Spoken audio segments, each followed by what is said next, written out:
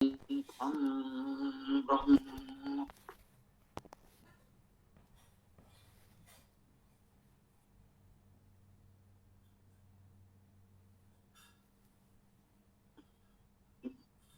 अथर्ववेद कांड 11 सूक्त 4 मंत्र 22। तो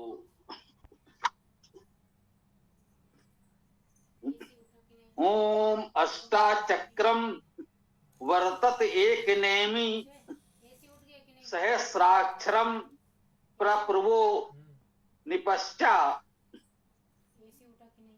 अर्धेन विश्वम भुवनम जजानो यदस्यार्थम कतमा सकेतु।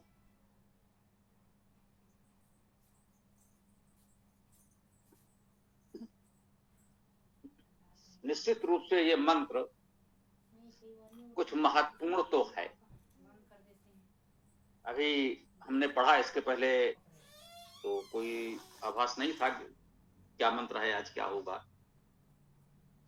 पहला ही पद जो दिखा अष्टाचक्रम, तो मुझे लगा कुछ तो विशेष बात ये कह रहा है। एक और प्रसिद्ध मंत्र है अष्टचक्रा नव द्वारा,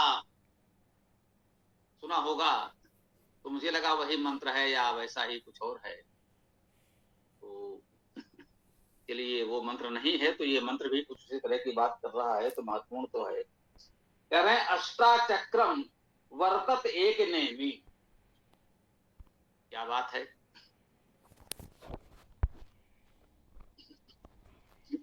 अब इसके अर्थ आपको विभिन्न प्रकार से कर सकते हैं, जैसा कि हम कहते हैं अनंतावय वेदा। भावार्थ इसके आप अनेक प्रकार से कह सकते हैं।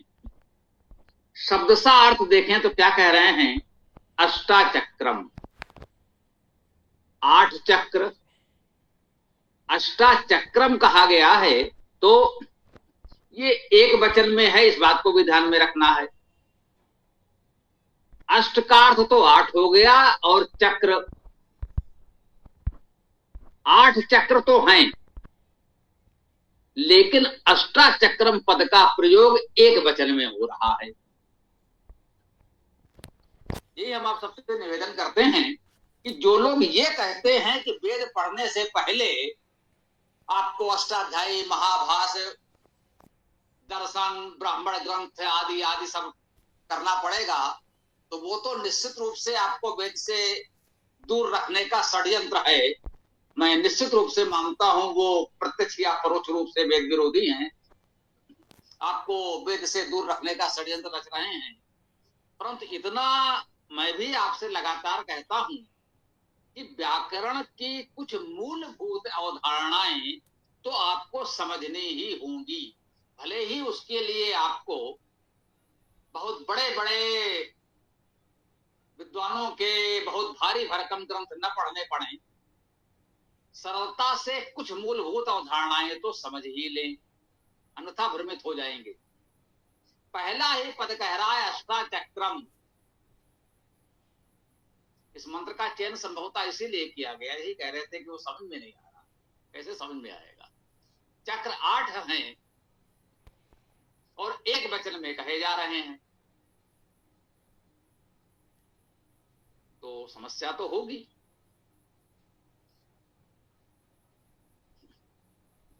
इसका समाधान ये है कि जब अनेक मिल करके एक रूप हो जाते हैं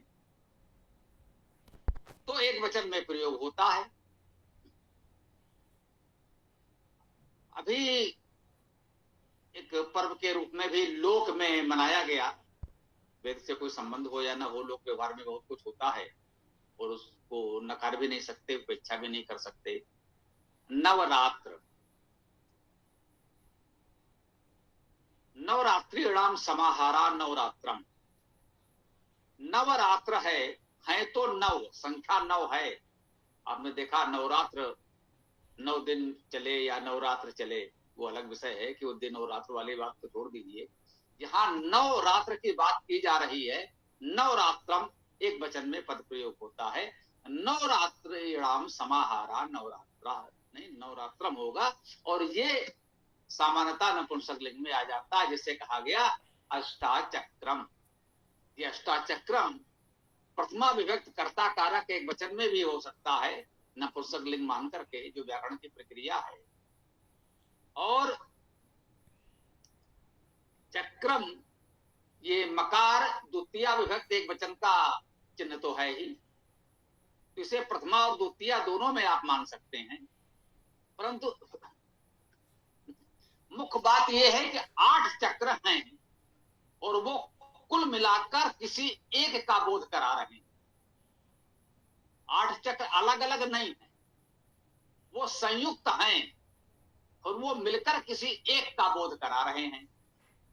अब ये 8 चक्र क्या हैं और 8 चक्र मिलकर क्या बना रहे हैं जो एक इकाई भी है, ये विचारणीय विषय।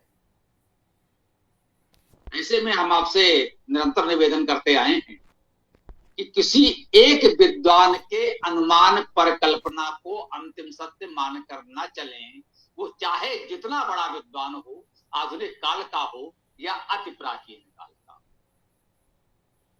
वो महर्षि दयानंद सरस्वती जी हों, हमारे परम पूज्य हैं, इसमें कोई संदेह नहीं। उन्हीं की कृपा से आज हम लोग वेद की चर्चा कर पा रहे हैं, अन्यथा हमारी सामर्थ्य नहीं होती कि हम वेद की बात कर सके। या जिनको महर्षि दयानंद जी ने माना है प्राचीन काल के ऋषि महर्षि वशिष्ठ, विश्वामित्र, वेद व्यास आदि, किसी भी व्यक्ति ने जो कहा हो, अंततः सभी व्यक्ति हैं, बहुत महान हैं, परंतु अंततः सभी व्यक्ति हैं। शास्त्र के अध्येता जानते हैं कि अनेक शास्त्रों में ये उल्लेख मिलता है, इस पर इन महर्षि का ये मत है, इन महर्षि का ये मत है, इन महर्षि का ये मत है। अनेक विषयों पर इन सर्वोच्च महर्षियों के भी अलग अलग मत होते। तो सामान्य व्यक्ति क्या करे? हमारे लिए तो सभी महान है, सभी परम पूज्य हैं। हम किस योग्य हैं जो किसी की कोई आलोचना करें कि ये ठीक है, ये नहीं है? देखना चाहिए कि उनकी तुलना में हम क्या हैं। तो हमारे लिए सभी आदरणीय हैं और सभी के मतों का सम्मान करें, किसी एक के पक्ष या विपक्ष में न।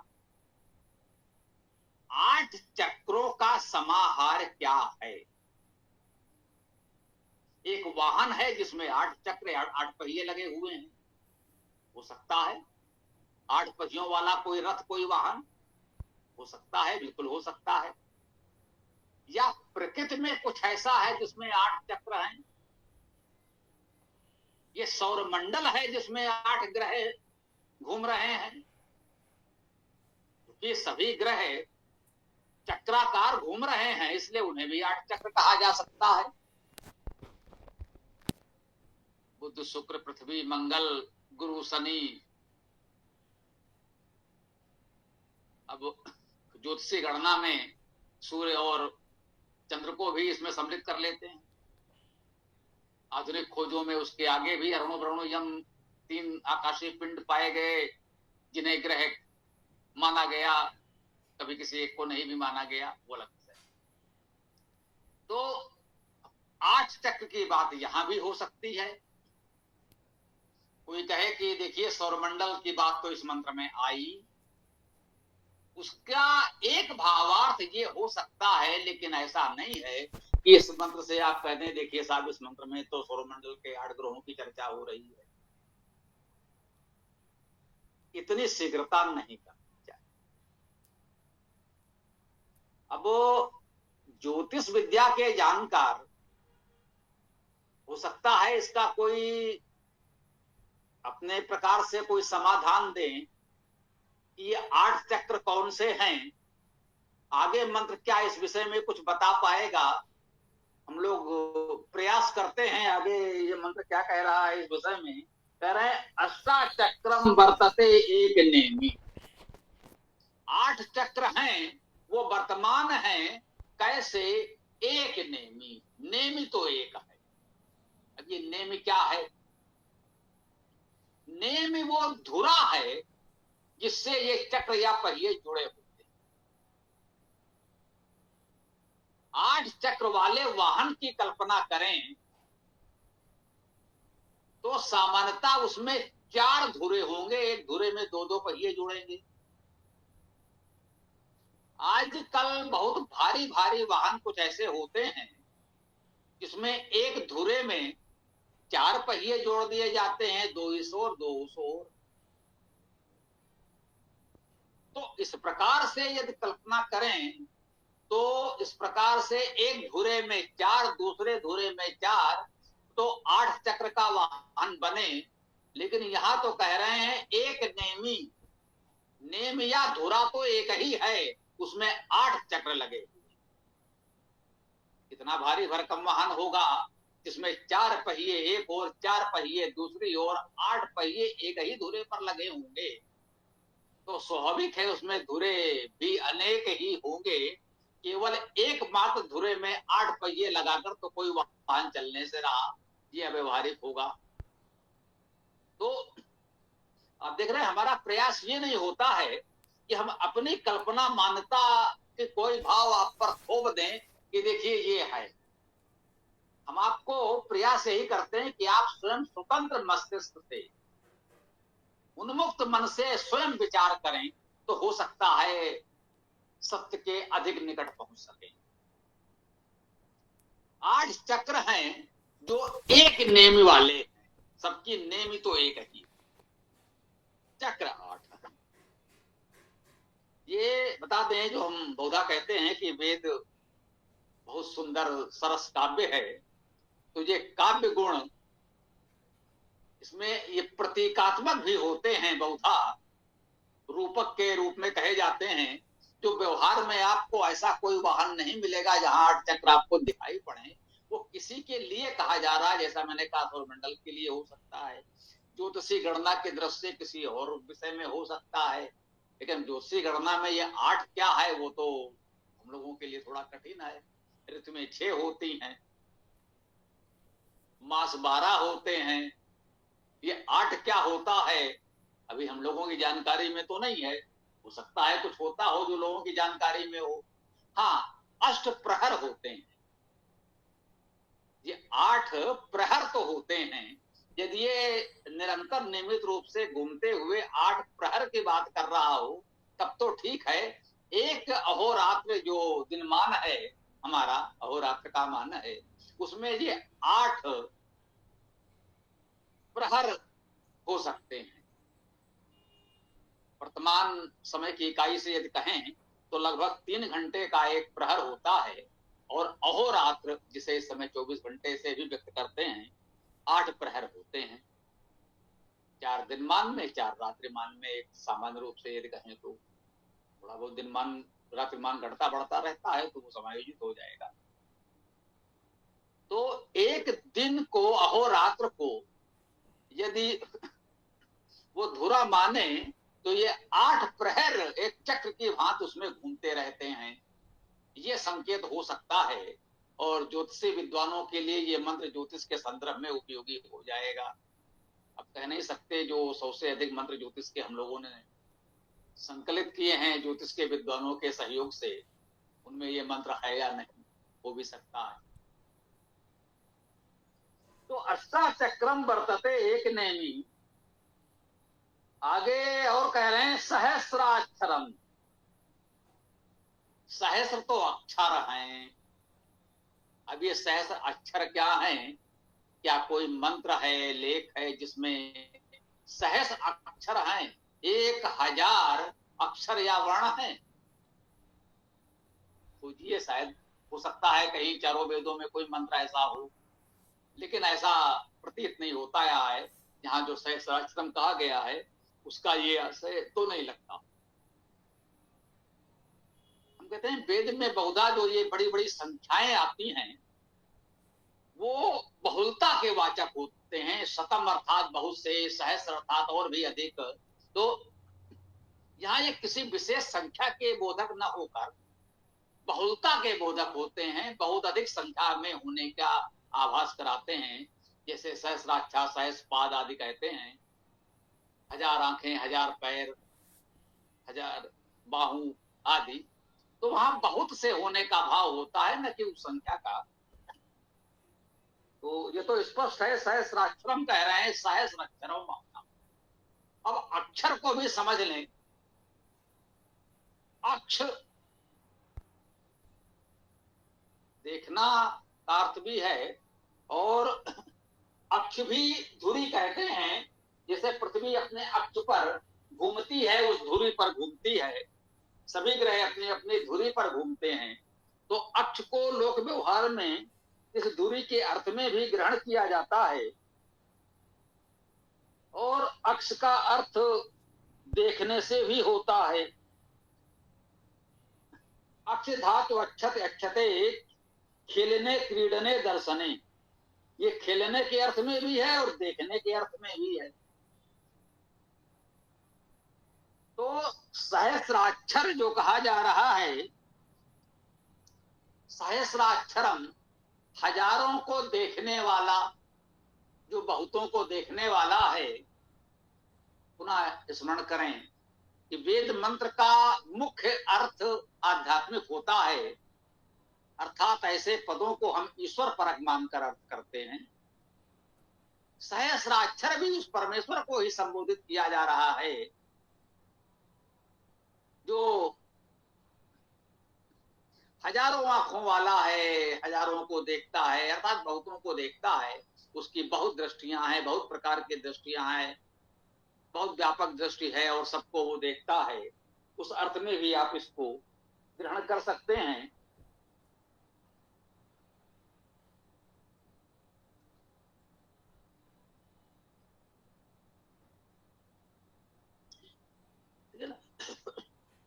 सहस्राक्षरम, और आ उपसर्ग या अव्यय के रूप में लेंगे तो आ उपसर्ग का अर्थ है नहीं, निषेध, नकारने के अर्थ में। क्षर का अर्थ हो गया, क्षर जो है क्षर, चरण होना, नष्ट होना। अक्षर जो कभी नष्ट नहीं होता, उसे अक्षर कहते हैं। ईश्वर को, ब्रह्म को अक्षर कहा गया है, अक्षर ब्रह्म। उसका कभी क्षरण नहीं होता, कभी नष्ट नहीं होता, वो सदा एक रस परिपूर्ण रहता। इस प्रकार से ये सारे अर्थ हम लोग ग्रहण कर लें। भाव यही है कि अनेक गुणों से युक्त परमेश्वर को ही संबोधित किया जा रहा है, या इन गुणों से युक्त परमेश्वर के उपासक साधक विद्वान को संबोधित किया जा रहा है, ऐसा हम मान सकते हैं।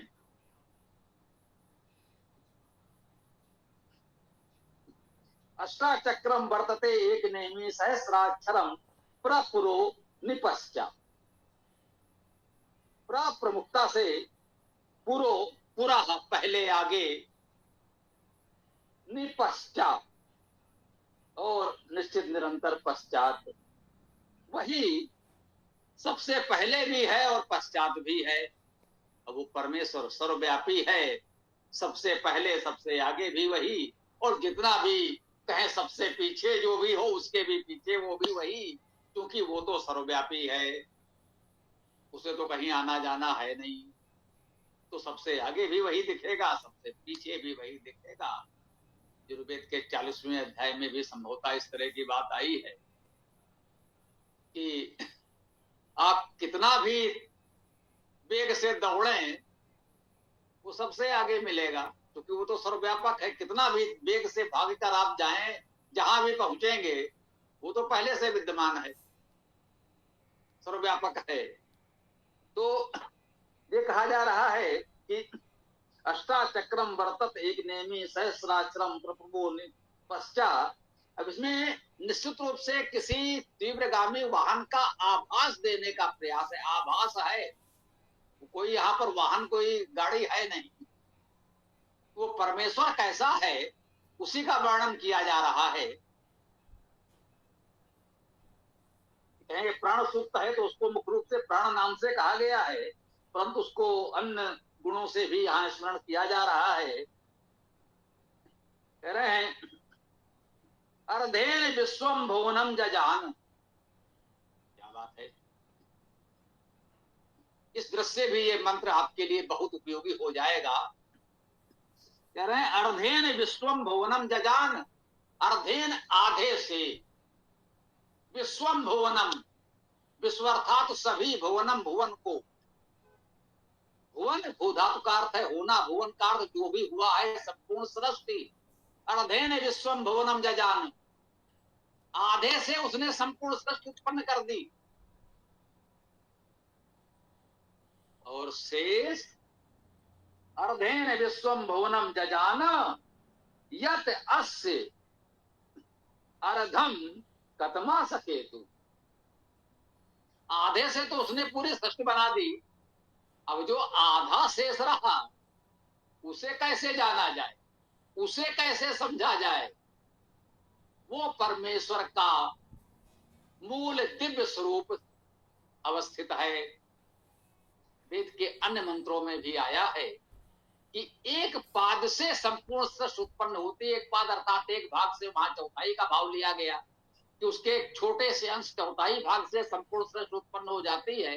त्रिपाद अस अमृतम दिवी, उसका 3 पाद 3 गुना भाग तो दिव्य स्वरूप में अवस्थित है। अब यहां पर अर्धम कह दिया गया तो कृपया ये प्रश्न मत उठाइएगा कि वेद ने एक स्थान पर एक पाद चतुर्थांश कहा और ये कहा त्रिपाद अस अमृतम दिवी, 3 भाग उसका उस अमृत दिव्य स्वरूप में है। इस मंत्र में कह रहे हैं कि आधे से सृष्टि बन गई, तो आधा भाग दिव्य स्वरूप में है। तो क्या ये भ्रमित कर रहे हैं? नहीं। यहां पर आपको समझना होगा, इस बात को पुनः ध्यान रखना होगा, पुनः पुनः सदैव ध्यान रखना होगा कि वेद बहुत सुंदर सरस काव्य भी है। यहां शब्दशः मत ली, सहज का अर्थ आप 1000 की संख्या मत मानिए कि 1 2 3 4 गिनते हुए आपने 1000 तक पहुंचे बोले सहस्र। तो सहस का अर्थ है बहुत। 8 जैसी संख्या तो संख्यात्मक मानी भी जा सकती है, फिर भी वो भी प्रतीकात्मक हो सकती है, कोई बड़ी बात नहीं है। लेकिन यहां तक तो ठीक है। लेकिन शतम सहस्त्रम लक्ष कोटि जो संख्याएं आती हैं वो बहुलता वाचक अधिक होती हैं। उस संख्या का बोध कराने वाली कब होती हैं? जब होती हैं। ऐसा नहीं है कि वेद में संख्या है ही नहीं, केवल बहुलता के पर्यायवाची हैं, ऐसा नहीं। वेद में वो मंत्र भी आपको मिलेगा जहां स्पष्ट रूप से बताया जाएगा 1 2 3 4 पूरी संख्या आपको बताई जाएगी। शतम चा सहस्त्रम चा, तो कैसे 10-10 गुने होकर संख्याएं बनती हैं, तो वो तो पूरा का पूरा गणित का मंत्र है ही, पूरा गणित का सूत्र वहां दिया ही गया है। तो वहां तो वो शब्द बिल्कुल वो संख्यावाची ही हैं, वहां अन्य कोई भावार्थ नहीं ले सकते, वो स्पष्ट है वहां। ऐसे जहां काव्यात्मक रूपक के वर्णन आते हैं वहां ये प्रतीकात्मक अर्थ अधिक महत्व रखते हैं। तो वहां चौथाई कहा, यहां आधा कहा, अति अतिष्ठर दशांगुलम कहा, संपूर्ण सृष्टि को उसने व्याप्त कर लिया। 10 अंगुल और भी आगे है, तो 10 अंगुल का अर्थ ये नहीं कि आप 10 अंगुल अपने उंगली से नाप लें, बोले तो बहुत थोड़ा हुआ, नहीं नहीं, वो तो परमेश्वर के बड़े बड़े उंगली से नाप लीजिए। बात कहने का भाव यही है कि जितनी सृष्टि है उससे कहीं अधिक परमेश्वर है। ये सृष्टि तो अनंत हमको दिखती है, लेकिन परमेश्वर इस अनंत दिखती हुई सृष्टि से भी बहुत बहुत बहुत अधिक है। इसी बात को वेद मंत्रों में, अनेक मंत्रों में काव्यात्मक शैली में कहा गया है। तो उसको शब्दशः 10 अंगुल का अर्थ 10 अंगुल की माप न समझे। वहां एक पाद कहा गया है तो उसको ठीक चौथाई भाग न समझे। यहाँ अर्धम कहा गया है तो ऐसा नहीं कि बस आधा आपने ले लिया माप तोल करके और शेष आधा रह गया। कहने का भाव यही है कि परमेश्वर अनादि है, अनंत है, सर्वव्यापक है, वो शुद्ध दिव्य स्वरूप में अवस्थित है।